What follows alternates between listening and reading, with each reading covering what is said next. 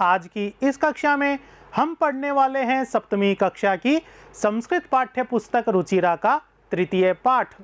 पाठ का नाम है स्वावलंबनम। इस पाठ के 3 भाग हैं। आज हम प्रथम भाग का अध्ययन करेंगे।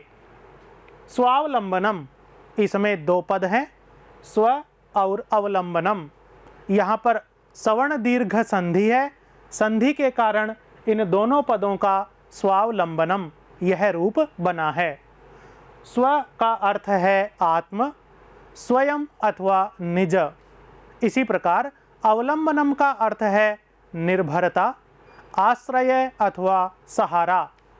तो स्वावलंबनम इस पद का अर्थ हुआ आत्मनिर्भरता, निज आश्रय अथवा स्वयं का आश्रय, स्वयं का सहारा। स्वावलंबनम इस पद के लिए आत्मनिर्भरता यह उचित पद है। और आत्मनिर्भरता का अर्थ क्या है? स्वस्य कार्यम स्वयं करणम आत्मनिर्भरता इति कथ्यते। अर्थात स्वयं का कार्य स्वयं करना, अपना कार्य खुद करना, यह गुण स्वावलंबन अथवा आत्मनिर्भरता कहलाता है। यदि हम अपना कार्य स्वयं करते हैं, अपने कार्य के लिए किसी दूसरे पर आश्रित नहीं होते हैं, तो यह गुण स्वावलंबन कहलाता है। इस पाठ में 2 विशेष प्रयोग हम जानेंगे। एक है संख्यावाची शब्दों का प्रयोग, दूसरा है तद और एतद शब्दों का प्रयोग। संख्यावाची शब्द हैं जैसे एकम, द्वे, त्रीणि, चत्वारि, पंच, षट्, सप्त, अष्टौ, नव, दश, एकादश, द्वादश। इसी प्रकार विंशतिः, त्रिंशत्, चत्वारिंशत्, पंचाशत्। इस प्रकार संख्याएं अनंत तक होती हैं, किंतु इनमें से कुछ संख्याओं का प्रयोग हम यहाँ पर जानेंगे। इसी प्रकार इस पाठ में तद और एतद शब्दों का प्रयोग भी देखेंगे। तद और एतद इन दोनों शब्दों के रूप हम 6ठी क्लास में भी पढ़ चुके हैं। दोनों ही शब्दों के रूप तीनों लिंगों में होते हैं। यहाँ पर प्रथमा विभक्ति के रूप दिए हुए हैं। जैसे तद शब्द के पुल्लिंग में रूप होंगे सह, तौ, ते, स्त्रीलिंग में सा, ते, ताः और नपुंसकलिंग में तत्, ते, तानि।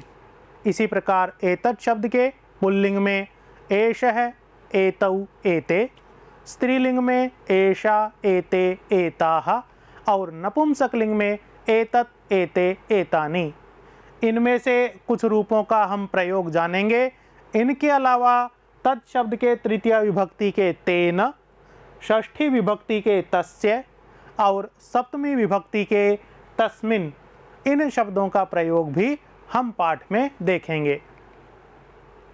स्वावलंबनम यह इस पाठ का पहला गद्यांश है। पहले हम गद्यांश का वाचन करते हैं।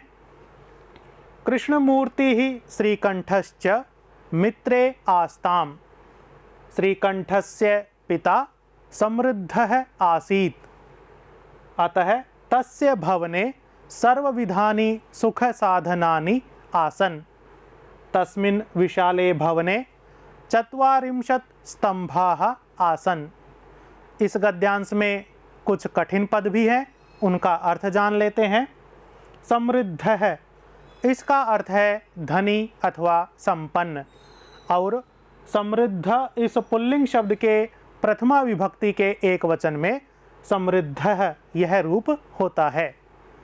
40, इसका अर्थ है 40, अर्थात 40 की संख्या। स्तंभाः, इसका अर्थ है खंभे। और स्तंभ इस पुल्लिंग शब्द के प्रथमा विभक्ति के बहुवचन में स्तंभाः यह रूप होता है। अब हम गद्यांश का अर्थ जानते हैं। कृष्णमूर्तिः श्रीकंठश्च, कृष्णमूर्ति और श्रीकंठ मित्रे आस्ताम, 2 मित्र हैं। मित्रे यहाँ पर द्विवचन है और आस्ताम यह भी द्विवचन का क्रियापद है। 2 मित्र थे। आस्ताम लंग लकार की क्रिया है, इसीलिए यहाँ पर अर्थ आएगा थे। कृष्णमूर्ति और श्रीकंठ 2 मित्र थे। श्रीकंठस्य पिता, श्रीकंठ का पिता समृद्धः आसीत, समृद्ध था। धनी व्यक्ति था। अतः इसीलिए तस्य भवने, उनके भवन में, उनके विशाल घर में सर्वविधानी, सभी प्रकार के सुख साधनानि, सुख साधन आसन थे। तस्मिन् विशाले भवने, तस्मिन् उस विशाले भवने, विशाल भवन में, उस बहुत बड़े घर में 40 स्तंभाः, 40 स्तंभाः खंभे आसन थे। उस विशाल भवन में 40 खंभे थे।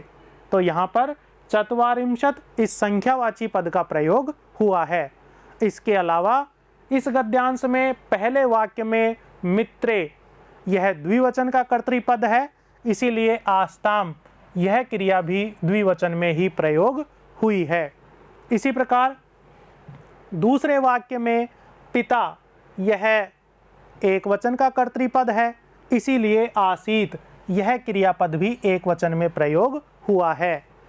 तीसरे और चौथे वाक्य में सुख साधनानि और स्तंभाः ये बहुवचन के कर्तृपद हैं, इसीलिए दोनों ही वाक्यों में आसन इस बहुवचन के क्रियापद का प्रयोग हुआ है। तो इस गद्यांश में हमने अस धातु के लंग लकार के तीनों वचनों के क्रियापदों का प्रयोग जाना है, जो कौन कौन से हैं। अस धातु के लंग लकार के प्रथम पुरुष के क्रिया रूप हैं, एक वचन में आसीत, द्विवचन में आस्ताम और बहुवचन में आसन। तो ये थे अस धातु के क्रियापदों का प्रयोग। यहाँ पर एक चित्र दिया गया है। इस चित्र में एक घर दिया गया है। इस घर में बहुत सारे खंभे दिखाई दे रहे हैं। एक बालक दिखाई दे रहा है। बालक के पीछे खड़े हुए उसके माता और पिता दिखाई दे रहे हैं। तो इस बड़े घर को देखकर हम यह जान सकते हैं कि यह श्रीकंठ का घर है, विशाल भवन है। अब हम आगे पढ़ते हैं। तस्य 18 प्रकोष्ठेषु 50 गवाक्षाः 44 द्वाराणि 36 विद्युत व्यजनानि च आसन। इसमें जो कठिन पद हैं उनका अर्थ है 18 अर्थात 18, प्रकोष्ठेषु अर्थात कमरों में। प्रकोष्ठेषु यह प्रकोष्ठ इस पुंलिंग शब्द के सप्तमी विभक्ति के बहुवचन का रूप है। इसी प्रकार 50 इसका अर्थ है 50, गवाक्षाः अर्थात खिड़कियाँ। गवाक्षाः यह गवाक्ष इस पुंलिंग शब्द के प्रथमा विभक्ति के बहुवचन का रूप है। 44 इसका अर्थ है 44, 44 की संख्या। द्वाराणी इस पद का अर्थ है दरवाजे, और द्वाराणी यह रूप द्वार इस नपुंसकलिंग शब्द के प्रथमा विभक्ति के बहुवचन का रूप है। इसी प्रकार 36 यह संख्यावाची पद है, इसका अर्थ है 36। व्यजनानी अर्थात पंखे, और व्यजन इस नपुंसकलिंग शब्द के प्रथमा विभक्ति के बहुवचन में व्यजनानी यह रूप होता है। अब हम गद्यांश का सरलार्थ जानते हैं। तस्य उसके 18 प्रकोष्ठेषु 18 कमरों में, उस विशाल भवन के 18 कमरों में 50 गवाक्षाः खिड़कियाँ, 44 44 द्वाराणी दरवाजे, 36 और 36 विद्युत व्यजनानी, विद्युत अर्थात बिजली के, व्यजनानी पंखे आसन थे। उस विशाल भवन में 18 कमरे थे। उन 18 कमरों में 50 खिड़कियां थी और 44 दरवाजे थे और 36 बिजली के पंखे थे। तो यहाँ पर भी हमने अनेक प्रकार की संख्यावाची शब्दों की पहचान की है, संख्यावाची पदों का प्रयोग जाना है। आगे देखते हैं। तत्र 10 सेवकाः निरंतरं कार्यं कुर्वन्ति स्म, परं कृष्णमूर्तेः माता पिता च निर्धनौ कृषक दंपती, तस्य गृहम् आडंबरविहीनं साधारणं च आसीत्। इस गद्यांश के कठिन पदों को जानते हैं। परम इसका अर्थ है लेकिन अथवा किंतु, यह अव्यय पद है। इसी प्रकार कृषक है, इसका अर्थ है किसान। कृषक यह शब्द यहाँ पर समास में प्रयोग हुआ है, लेकिन पृथक रूप से कृषक है यह किसान के अर्थ में प्रयोग होता है। दंपति, इसका अर्थ है पति और पत्नी। यहाँ पर दंपति यह पुंलिंग का शब्द है और प्रथमा विभक्ति के द्विवचन का रूप है। आडंबर विहीनम, इसका अर्थ है दिखावे से रहित, बिना दिखावे के। दंपति यहाँ पर एक विशेष प्रयोग है। पति और पत्नी, इस अर्थ को बताने के लिए दंपति शब्द का प्रयोग होता है। नीचे समास विग्रह कर यह चीज़ दिखाई गई है, जैसे माता च पिता च, इन दोनों का समास होने पर रूप बनेगा पितरौ। पितरौ का अर्थ है माता और पिता। इसी प्रकार इस गद्यांश में जो दंपति पद प्रयोग आया है उसका विग्रह है जाया च पति च, दोनों का समास होकर रूप बनेगा दंपति। ये विशेष प्रयोग था। अब हम गद्यांश के अर्थ को जानते हैं। तत्र, वहाँ पर कहाँ पर? उस विशाल भवन में 10 सेवकाः, 10 सेवक, नौकर, काम करने वाले, निरंतरम, लगातार, कार्यम कुर्वन्ति स्म, कार्य करते रहते थे। कुर्वन्ति स्म, हमने दूसरे पाठ में भी एक पद पढ़ा था, प्रतिवसति स्म। मैंने वहाँ पर बताया था कि स्म इस शब्द का प्रयोग लट लकार के क्रियापदों के पीछे होता है और स्म शब्द का प्रयोग होने के बाद लट लकार के क्रियापद लंग लकार अर्थात भूतकाल का अर्थ देते हैं।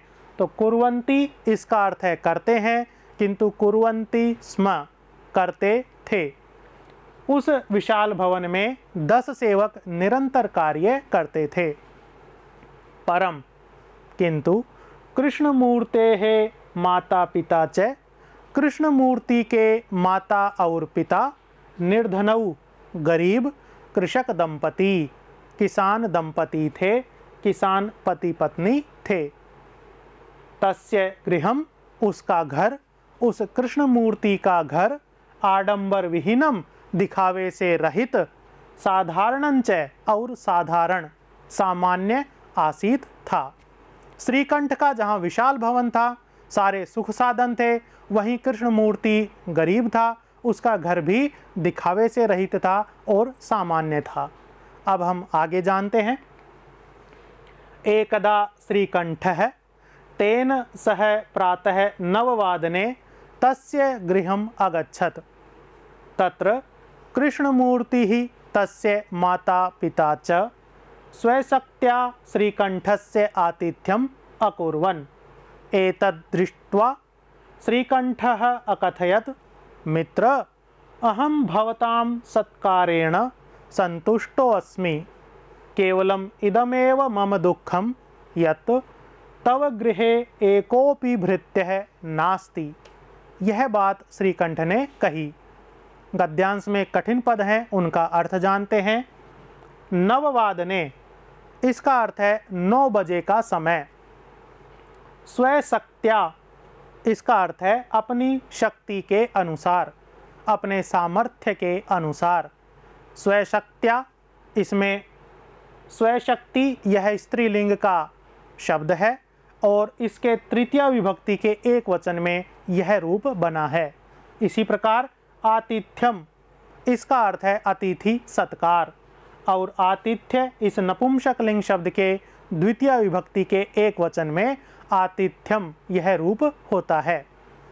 भृत्य है, इसका अर्थ है नौकर अथवा सेवक, और भृत्य इस पुंलिंग शब्द के प्रथमा विभक्ति के एक वचन में भृत्य है यह रूप होता है।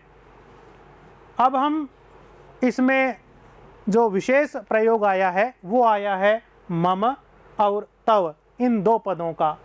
मम और तव ये दोनों ही पद सर्वनाम पद हैं, और मम जहाँ अस्मद सर्वनाम शब्द का रूप है, वहीं तव युष्मद इस सर्वनाम शब्द का रूप है। दोनों ही रूप षष्ठी विभक्ति के एक वचन में होते हैं। यह हमें स्मरण रखना है। अब हम गद्यांश का अर्थ जान लेते हैं। एकदा, एक बार, श्रीकंठ, श्रीकंठ, तेन सह, उसके साथ, उस अपने मित्र कृष्णमूर्ति के साथ, प्रातः 9 वादने, सुबह 9 बजे के समय, तस्य गृहम अगच्छत, उसके घर गया, तत्र, वहाँ पर, उनके घर में, कृष्णमूर्ति ही तस्य माता पिता च, कृष्णमूर्ति ने और उसके माता और पिता ने, स्वशक्त्या, अपनी शक्ति के अनुसार, अपने सामर्थ्य के अनुसार, श्रीकंठस्य आतिथ्यम, श्रीकंठ का अतिथि सत्कार, अकुर्वन, किया। जैसा उनसे हो सकता था वैसा श्रीकंठ का अतिथि सत्कार उन सब लोगों ने किया। एतद् दृष्ट्वा, यह देखकर, क्या देखकर, कि श्री कृष्ण मूर्ति और उसके माता पिता उसका अतिथि सत्कार कर रहे हैं, यह देखकर श्रीकंठ अकथयत, श्रीकंठ ने कहा, क्या कहा, मित्र, अरे मित्र, अहम, मैं, भवताम, आपकी, अथवा आपके, सत्कारेण, सत्कार से, आपके अतिथि सत्कार से, संतुष्टो अस्मि, प्रसन्न हो गया हूँ। क्यों कि श्रीकंठ के घर में तो जो अतिथि सत्कार था वो नौकर चाकर करते थे, वो ही अतिथियों के लिए जल भोजन इत्यादि लेकर आते थे। अतः श्रीकंठ को खुद कोई कार्य नहीं करना होता था, लेकिन कृष्णमूर्ति के घर में वो स्वयं कार्य कर रहे थे। यह देखकर वह बहुत प्रसन्न हुआ, उसे अच्छा भी लगा कि उसका अतिथि सत्कार हो रहा है। केवलम, केवल, इदमेव, यही, मम दुखम, मेरा दुख है, केवल यही मुझे दुख है, यत् कि तव गृहे, तुम्हारे घर में, एकोपि, एक भी, भृत्यः नास्ति, नौकर नहीं है, एक भी सेवक नहीं है। इसलिए मुझे दुख हो रहा है कि तुम लोग मेरा अतिथि सत्कार कर रहे हो और कष्ट पा रहे हो। ऐसी बात श्रीकंठ ने कृष्णमूर्ति से कही। यहाँ पर एक दूसरा चित्र है। इस चित्र में जो कुर्सी पर बैठा है वो उसका मित्र श्रीकंठ है, और जो इसको जलपान परोस रहा है वो कृष्णमूर्ति है। पास में खड़े हुए हैं वो कृष्णमूर्ति के माता पिता हैं। तो इस प्रकार हमने इस पाठ को आधा पढ़ लिया है। इस पाठ के दूसरे भाग में हम फिर मिलेंगे। धन्यवाद।